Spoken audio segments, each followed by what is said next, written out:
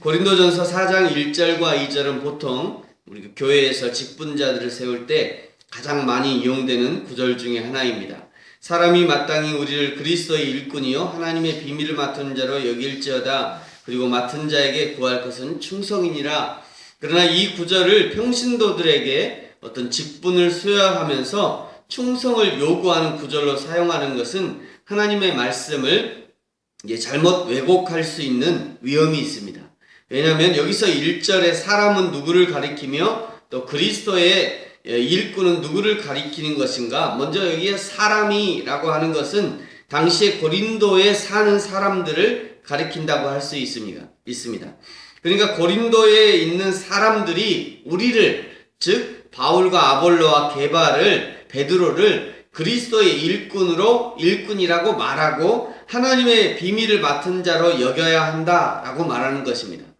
그리고 그 맡은 자에게 구할 것은 충성이라는 것은 이 성경을 읽는 고린도전서를 받아서 지금 읽고 있는 고린도 교회의 성도들이 충성해야 된다 하는 그런 말이 아니라 하나님의 사역자들인 바울과 아볼로와 게바가 충성해야 된다, 이런 의미입니다. 그러니까 간단하게 말하면 성도들이 충성해야 된다 그런 말이 아니라 사역자들이 하나님 앞에 충성해야 된다, 이런 말로 읽어야 하는 것입니다. 3절에 보시면 사역자들이 하나님 앞에 충성한 후에 사람들에게 판단을 받는 것은 매우 작은 일이다 라고 말씀하죠. 그리고 바울 자신도 스스로를 판단하지 않겠다 라고 설명합니다.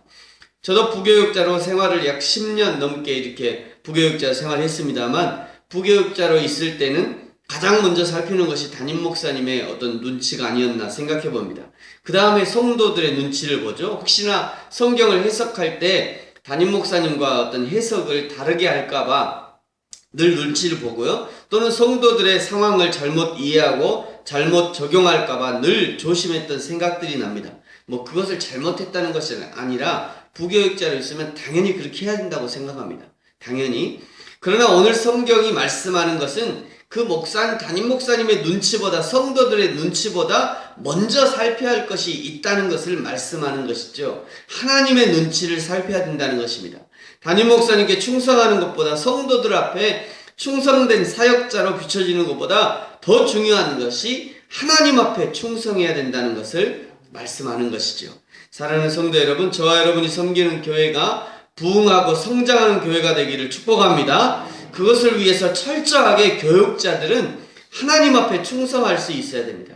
설령 담임 목사님과 성도들에게 인기 없는 사역자가 된다 할지라도 하나님의 말씀 앞에 정직하게 서고 또 말씀하신 본 의도를 가감없이 가르치고 선포할 수 있어야 한다는 것이죠. 그런 사역자들이 될 수 있도록 기도해 주시고 또 지지해 주시기를 부탁드립니다. 오늘 1절에 보시면요, 그리스도의 일꾼이 설령 사역자들이라고 해석한다 해도 그렇다고 해서 성도들은 이 말씀과 전혀 상관없는 그런 말씀인가? 또 그렇지는 않습니다. 왜냐하면 성경은 이 땅에서 예수 그리스도를 믿는 모든 성도들을 그리스도의 일꾼이다 라고 말하고 있고, 하나님의 비밀 곧 예수 그리스도를 맡은 자, 그리스도를 소유한 자라고 말씀하고 있기 때문입니다. 누가복음 10장 2절에는요, 이르시되 추수할 것은 많되 일꾼이 적으니 그러므로 추수하는 주인에게 청하여 추수할 일꾼을 보내주소서 하라. 여기 주인은 하나님 아버지를 가리키고요, 추수할 일꾼은 제자들을 포함한 신자들을 말씀합니다. 누가복음의 일꾼이나 또 고린도전서의 일꾼을 다르게 해석할 필요는 없습니다. 왜냐하면 성경을 기록한 분이 우리 하나님 아버지이시기 때문입니다. 베드로전서 4장 10절에는 이렇게 말씀합니다. 각각 은사를 받은 대로 하나님의 각양 은혜를 맡은 선한 청지기 같이 서로 봉사하라 말씀합니다.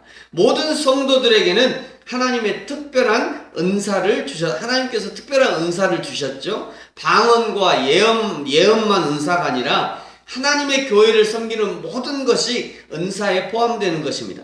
때로는 화장실을 청소하고 때로는 식당에서 봉사하는 일이라 할지라도 아무리 작게 보인다 하여도 그 모든 것이 하나님의 은사다라는 말씀입니다. 그러므로 2절에 말씀하신 것처럼 맡은 자에게는 맡은 자에게 구할 것은 충성이다. 곧 우리에게 다양한 은사를 주신 하나님 앞에서 그 은사를 사용함에 있어서 충성함을 가지고 하나님의 나라와 몸된 교회 그리고 성도들을 섬길 수 있어야 한다. 이런 말씀입니다. 사랑하는 성도 여러분, 하나님 아버지께서 저와 여러분을 그리스도의 좋은 일꾼으로 사용해 주시기를 축복합니다. 주님의 몸인 교회를 세워가는 일에 사용하기 원하고 그리고 잃어버린 한 영혼을 찾는 그 일에 충성하기 원하시는 것입니다. 충성함으로 일꾼의 사명을 감당하는 저와 여러분이 되기를 소망합니다. 3절과 4절은요, 누군가를 판단하는 일, 누군가에게 판단받는 일에 대해서 바울의 입장을 설명합니다. 그것은 매우 작은 일이다. 나 자신도 판단하지 않는다. 왜냐하면 마지막 날에 최종 판단은 주님께서 하실 것이기 때문이다 라고 말씀합니다. 오늘 3절과 4절 같이 한번 읽겠습니다. 시작.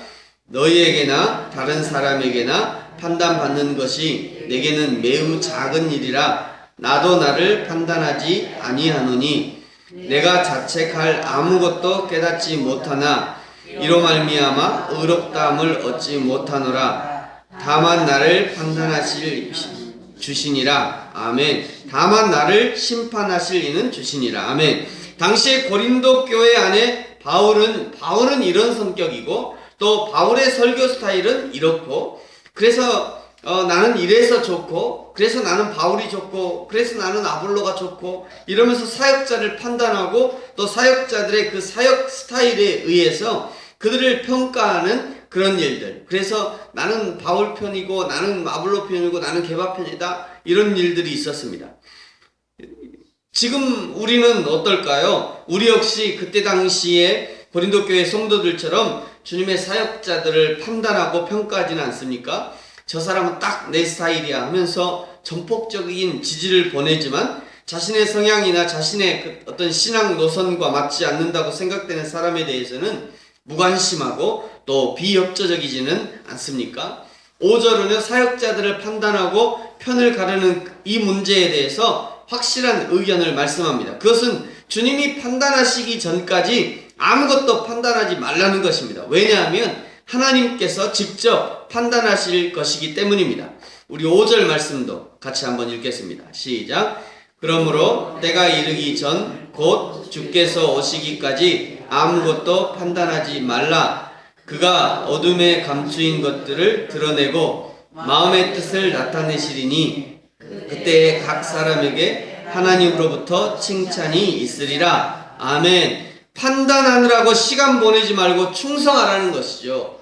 하나님 판단은 하나님에게 있으니까 이것저것으로 판단하느라고 시간과 열정을 낭비하지 말고 오늘 지금 너에게 맡겨진 그 일에 충성하라는 것입니다.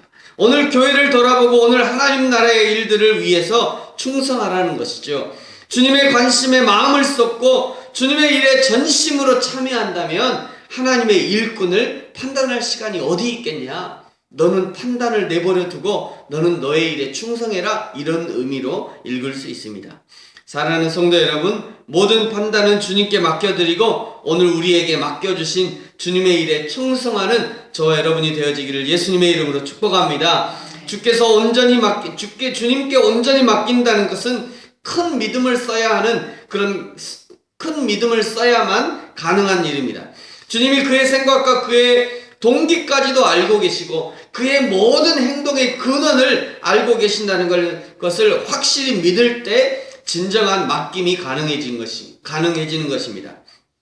모든 판단은 주님께 맡겨드리고 나는 주님이 주시는 평안 가운데 오늘 하루 나에게 주어진 주님의 일에 충성하는 저와 여러분이 되어지기를 예수님의 이름으로 축복합니다. 같이 한번 기도하겠습니다. 사람이 마땅히 우리를 그리스도의 일꾼이요 하나님